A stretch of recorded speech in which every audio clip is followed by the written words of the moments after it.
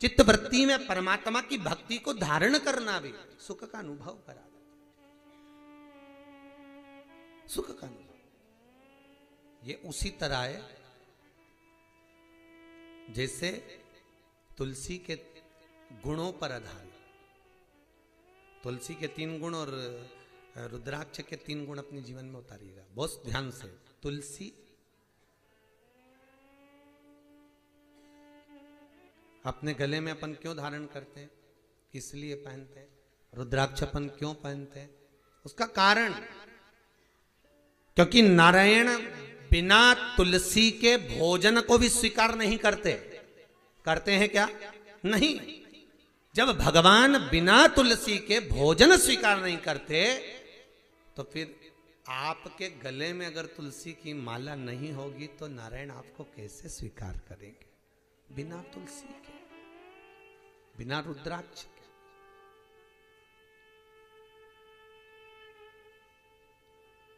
कौन सा चंदन है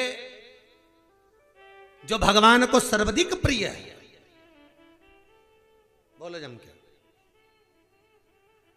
अब वृंदावन के पास रहते हो, जरा अच्छे से जवाब दे देना।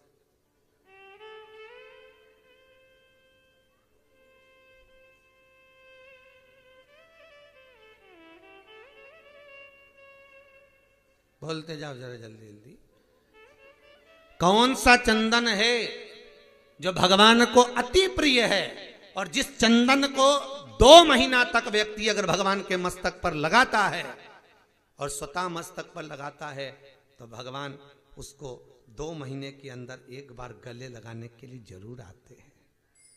महाराज उसके जीवन काल में नारायण ठाकुर उसको गले लगाने आता है। कौन सा है? गोपी चंद। और बोलो जी जी आगरा वाली। और बोलो वो कौन सा चंदन है जो भगवान को लगाने पर भगवान और भक्त दोनों मिल जाते हैं? वो है हरि चंदन। कौन सा चंदन है? हरि चंदन। हरि चंदन कैसे बनाया जाता है? जरा सी कुंकू या हल्दी पाट पर डालकर तुलसी की लकड़ी से घिस कर पानी डालकर, चंदन नहीं, काई की लकड़ी? तुलसी की लकड़ी को घिस कर चंदन तैयार करा जाता है, वो हरि चंदन कहलाता है। वही हरि चंदन भगवान को लगाएं, अपने मस्तक पर लगाएं, मेरा नारायण आकर गले लग जाता है। वो हरि चंदन है। सर्व चंदनों में श्रेष्ठता का भाव तुलसी के गुण तत्व को प्रकट कर देता। तुलसी के गुण तत्व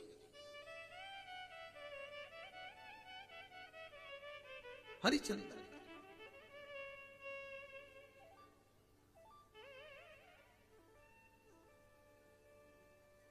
हरिचंदन का भाव तुलसी के तात्विक सुख का अनुभव कराता है। उसको लगाया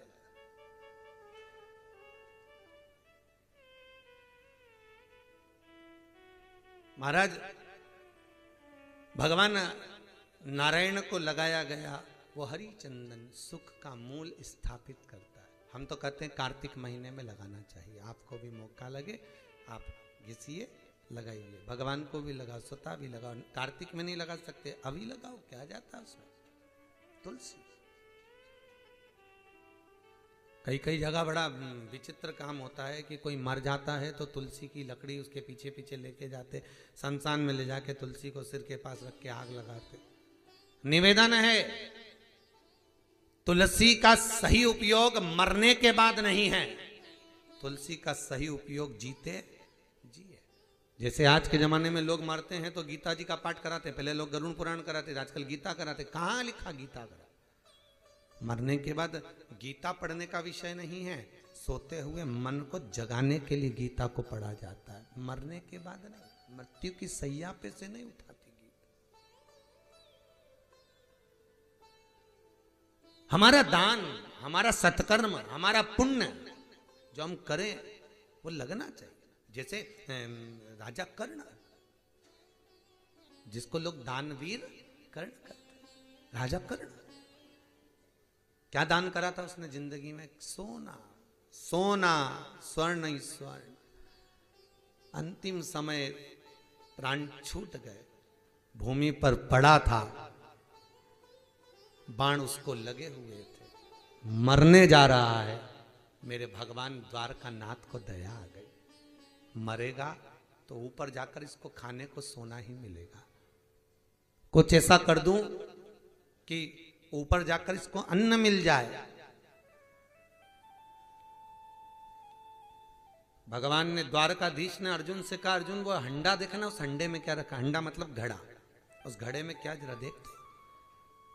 अर्जुन गया युद्ध के क्षेत्र में, जहां पर राजा कर्ण अपनी अंतिम सांसें गिन रहा था, उसके सिर के पास में घड़ा पड़ा हुआ था। भगवान ने कहा जरा देख तो इस घड़े में क्या है रे? अर्जुन जा। अर्जुन रथ से नीचे उतरकर घड़ा देखने के लिए जब गया, उंडेला तो उसमें धान भरी हुई थी, चावल पूरे उंडेल दिए। प्रभु कुछ भी नहीं है इसमें, तो चावल भरा, धान भरी। आजा वापिस। अर्जुन आए, कृष्ण नीचे उतरे, कर्ण के पास गए। राजा, ए कर्ण, दानवीर हो आप, मरने जा रहे हो, तुमने दुनिया को सबको दान दिया, मेरे को आज तक नहीं दिया, थोड़ा सा दान दे दे। कर्ण मरते समय मुस्कुरा रहा। देखो कितनी सुंदर प्रसंग है साहब। कर्ण मरते समय मुस्कुरा के कह रहा है, अरे द्वारकानाथ, तुम मांगने आए तो मेरे मरते समय आए, पहले आ जाते तो बहुत कुछ दे देता। भगवान बोले, अगर तेरे पास देने के लिए कुछ भी नहीं हो तो तू पीछे पलट के देख, तेरी साइड में धान पड़ी है, इसको उठाकर मुझे दे दे, इतना ही दान बहुत है। कर्ण हंसकर बोला, दूसरे का पड़ा हुआ भाग क्यों दो? भगवान ने माथा ठोका, बताओ इसको मौका दिया है कि ये दान दे जाए, मरते मरते कुछ तो दान दे, ऊपर अन्न मिल जाएगा। अरे तो दूसरे का पड़ा हुआ अन्न क्यों दूं मैं? नहीं उठाया राजा कर्ण ने। भगवान करे उठा ले, दे दे, पड़ा ही तो है। नहीं, भगवान कहने लगे तो तू मेरे को दान नहीं देगा, तो क्या कुछ होता तो दे देता। भगवान कहने लगे जा रहा मैं। द्वारकाधीश 2 कदम आगे बढ़े, कर्ण ने आवाज लगे, रुको द्वारकानाथ रुको। जरा रुको, क्या हुआ? मैं दान देना चाहता हूं। भगवान बोले चलो कम से कम इसकी बुद्धि फिर गई, ला दे। भगवान ने अपना ऊपरना ला दे। कर्ण कहता है इतना सारा थोड़ी ना है, वो तो मेरे ऊपर की एक दांत सोने का है, उसको तुम तोड़ लो। ऊपर का एक दांत सोने का, उसको तुम तोड़ लो। अरे भगवान का एक गजब का दानी हुआ रे। फिर सोना, सोना चाहिए नहीं मुझे, तो अन्न चाहिए, और तुम कह रहे हो कि ऊपर का एक दांत सोने का, उसको तोड़ लो। भगवान बोले अब मरने जा रही है, तेरा दांत तोड़ूंगा तो लोग क्या कहेंगे कि मरते हुए का भी भगवान ने सोने का दांत तोड़ के निकाल लिया। बता, दुनिया के लोग मुझे बदनाम करेंगे, मेरे को नहीं लेना, ऐसा दान चाहिए ही नहीं। तो कर्ण बोले रुक जाओ मैं दे देता हूं। कर्ण ने हाथ बढ़ाया, भगवान को लगा ये चावल उठाएगा। हाथ बढ़ाया, चावल उठाने की जगह जो हंडी का मुंह नहीं होता, जब घड़ा फेंका था तो फूट गया था, तो हंडी का जो मुंह था उसको उठा के अपने दांत पर मार लिया। दांत पे मारा तो सोने का दांत निकाल के हाथ में रख लिया। भगवान को कि ये लो। भगवान के बताओ, रक्त में सना हुआ दांत हम लेंगे? सोने का दांत भले है वो, पर रक्त में सना हुआ है, हम नहीं ले सकते। हम नहीं ले सकेंगे इस सोने के दांत को, रक्त में सने हुए दांत को हम नहीं लेंगे। कर्ण कहने लगा तो साफ कर देता हूं। हंडी का मुंह फेंका ऊपर, इंद्र के चरण में लगा, चरण ने जलवृष्टि करी, पानी गिरा, दांत साफ हो गया, द्वारकाधीश को दे दिया। द्वारकाधीश माथा मलते मलते चले, मौका दिया था अन्न के दान का, फिर भी कर दिया सोने का। सोने का चले, भगवान चले। कर्ण के प्राण छूटे, ऊपर गया, जाते सी भोजन मांगा, सोने की पूड़ी, सोने की कचौड़ी, सोने के रसगुल्ले, सोने की बालूशाही, सोने की खीर, सोने की बेड़ाई, सोने की कड़ी, सब। अब सोना ही सोना कैसे खाता कर्ण, सोना कैसे पाए कर्ण? नयन जल है, ये क्या है? तो कि तुमने जो दान करा वो तुम्हें मिला, अन्न देते तो अन्न मिलता। कर्ण रो पड़ा क्या मुझे भोजन नहीं मिलेगा? तो कि यही तो भोजन है तुम्हारे लिए, क्योंकि सोना तुमने दान करा तो सोना ही तुम्हें मिल रहा, तो मैं इसको खाऊंगा कैसे? तो कि खाना तो पड़ेगा। कर्ण आंख से आंसू बहाता है, मेरे द्वार का नाथ ऊपर धर्मराज के पास पहुंच कर कहते हैं, धर्मराज थोड़ा सा मौका दे दे, इसको 16 दिन के लिए छोड़ दे, 16 दिन के लिए, तो कि जब तक तो इसका अंतिम संस्कार नीचे हो जाएगा। भगवान कहते हैं मैं नीचे लीला कर कर आया हूं, इसकी माता कुंती को इसके शरीर के पास बिठा कर आया हूं। कुंती से कह दिया तेरा बेटा मर गया, इसका अंतिम संस्कार करा। अब कुंती उलझन में है कि किसको बताए कि मेरी औलाद है, तो कुंती को औलाद बताने में 16 दिन लग जाएंगे, जब तक कि ये 16 दिन तक पृथ्वी पे जाके ना जाने कितनों को भोजन करा देगा, कितनों को भोजन। छोड़ो इसको, कर्ण को छोड़ा नीचे, कर्ण आया नीचे आकर 16 दिन तक ब्राह्मणों को, संतों को, गुरुजन को भोजन कराया। वो हिंदू धर्म में 16 दिन 16 सरात के हो गए साहब, 16 सरात के, और वो 16 सरात के 16 दिन कर्ण भोजन करा करा कर ब्राह्मणों को जब दिया, अब दान मान नहीं दिया, अब भोजन कराया, तिलक भी नहीं लगाया, जो मर्जी पड़ी उठाकर दे दिया, तिलक नहीं लगाया। इसलिए आज भी हिंदू धर्म में 16 श्राद्ध में भोजन करने वाले ब्राह्मण के माथे पर तिलक कर कर विदा नहीं किया जाता। आज भी 16 श्राद्ध में जो ब्राह्मण जीवने आता है उसको दक्षिणा दी जाती है, पर तिलक नहीं करते। क्यों? तिलक करूंगा तो एक को जिमाने का भाग मिलेगा, और तिलक नहीं करूंगा तो हजारों को जिमाने का पुण्य प्राप्त हो जाएगा। इसलिए हजारों का फल पाने के लिए तिलक ही चल श्राद्ध। तब कुंती ने अर्जुन से कहा, युधिष्ठिर से कहा, ये मेरा पुत्र है। युधिष्ठिर ने कहा, मां तूने भाई से भाई की हत्या करवाई है, मैं तुम्हें श्राप देता हूं मां, आज के बाद कोई नारी अपने हृदय में कोई बात छुपा नहीं सकती, ये मेरा श्राप है। तुमने छुपाया इसलिए, भाई से भाई का भेद करवाया इसलिए। महाराज वो 16 दिन 16 श्राद्ध के हैं भाई, ध्यान दीजिएगा। हमारे पूर्वज, कई लोग हमसे कहते हैं महाराज जी श्राद्ध बड़े बेटे को करना चाहिए कि छोटे बेटे को करना चाहिए, श्राद्ध मंझले को करना चाहिए कि बड़े को करना चाहिए? अरे भैया, शिव महापुराण की कथा कहती है, गरुण पुराण कहती है, स्कंद पुराण कहती है कि माँ ने, बाप ने बराबर का सबको दिया है, माँ ने बराबर का दूध अपनी औलादों को पिलाया है, इसलिए श्राद्ध करने का हक पूरे बेटों का बनता है, सबका। ये नहीं कि बड़ा और छोटा, बड़ा और छोटा नहीं। अगर माता का दूध ना पिया होता, पिता की जायदाद का 1 रुपया, 1 भवन, 1 कमरा, 1 अठन्नी ना ली हो, तो मत करो पिता और माता की श्राद्ध, बिल्कुल ना करिए, करना पड़ता। जिस घर में माता पिता और बुजुर्गों का सम्मान नहीं होता, भले चले जाते। स्वयं राम जी की कथा उठाकर देखिए साहब, राम जी की कथा, राम जी के पिताजी चले गए और राम जी महाराज, स्वयं राम जी महाराज श्राद्ध कर रहे। कौन कर रहा है श्राद्ध? राम जी, अपने पूर्वजों की। खटवाक, दरवायु, इनकी, राजा रघु आदि आदि इनकी श्राद्ध कर रहे हैं। अब श्राद्ध करने जब बैठे तो भगवान शंकर भगवान को लगा आज इनकी श्राद्ध में मैं भी जीवने चले जाऊं, क्यों नहीं जाऊं?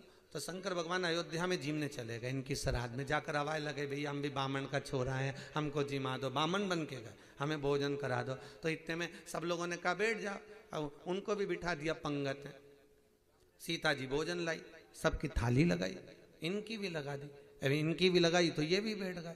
अब सारे बामन तो खा खा के उठ गए, पर ये नहीं उठे, ये बैठे अपनी मस्ती में, उठने को ही तैयार नहीं, सारा खा गए और बैठे आराम से। वे तो पंगत लगाई और चलने दो। सीता जी अंदर से लाती जाए, उर्मिला, मांडवी, सुतकीर्ति, चारों भैया बहुएं जिमा जिमा के थक गई।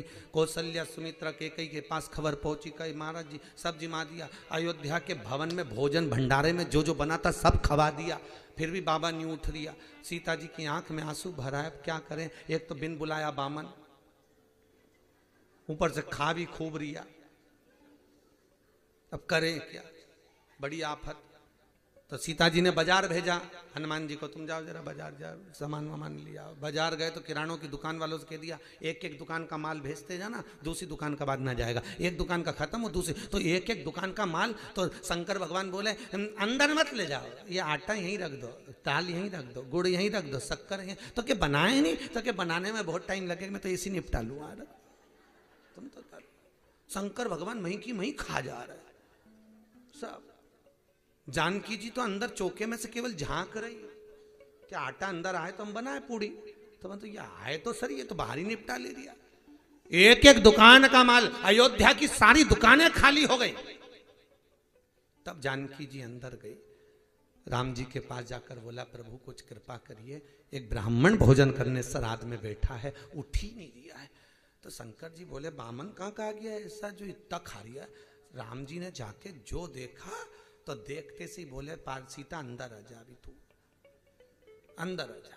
सीता जी अंदर आई, प्रभु तो ये उठेगा नहीं, तो के ये ऐसे उठने वाला नहीं है, इसको अगर भोजन करा सकती है तो अन्नपूर्णा ही करा सकती है। अब मैं अन्नपूर्णा को बुलाता हूं। तो सीता जी के सामने राम जी ने पार्वती जी को बुलाया, माँ जरा आइए, ये भेरू को उठाइए, बैठे शिव बैठे। मां आप, पार्वती जी बोली भोलेनाथ यहाँ है? हाँ, तो मेरे से तो कह रहे थे कि तू आकड़िया की रोटी बना दे, काकड़िया की सब्जी बना दे, अपन दोनों मिट के खाएंगे। तो क्या हो सकता है ज्यादा भूख लगी हो तो यहाँ आ गया हो। तो देखिए पार्वती जी जो देखी, हाँ ये तो वही रूप धर के बैठा है। तो पार्वती जी बोली मैं भी रूप रखती हूँ। अन्नपूर्णा का रूप माता पार्वती ने धारण करा। शंकर भगवान कटोरा लेकर खड़े, दीजिए। वो समझे सीता आई।